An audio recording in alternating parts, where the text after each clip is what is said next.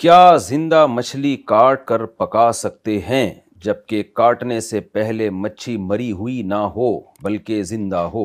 देखिए, मछली जिंदा अगर आप काट लें, मछली तो मुर्दार भी हलाल है। नबी सल्लल्लाहु अलैहि वसल्लम ने फरमाया उहिल्लत लना मैततान अस्समकु वल जराद, दो मुर्दार हमारे लिए हलाल हैं, एक मछली और एक टिड्डी। तो मछली जिंदा हो, आप उसको काट के खा लें या बगैर काटे उसको मरने दें तो हलाल तो है, वो हराम नहीं होती। अलबत्ता दूसरी बात यह है कि नबी सल्लल्लाहु अलैहि वसल्लम ने ताज़ीब हयावान से मना किया, जानवर को तकलीफ देने से। तकलीफ तो वो होती है जो जिसके बगैर आप जानवर खा ही नहीं सकते, जैसे जानवर ज़बा करते हुए जो तकलीफ होती है।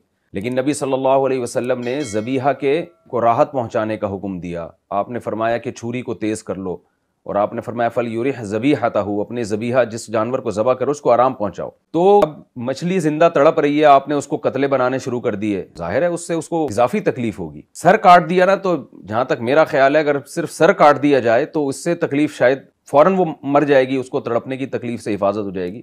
ज़बा की तरह की चीज हो गई ना, अगर मछली जैसे जिंदा है आपने फौरन सर काट के अलग कर दिया उसका, उससे तो मेरा ख्याल है तकलीफ कम हो जाएगी उसको, क्योंकि तड़पने में जो देर लगेगी वो तड़पना से वो बच जाएगी। लेकिन उसके अलावा जो उसको पहले से आप काटना शुरू कर दें पेट चाक करके और कतले बनाना, उससे तो वो जिंदा होती है, उसको अलग से इजाफी तकलीफ होगी।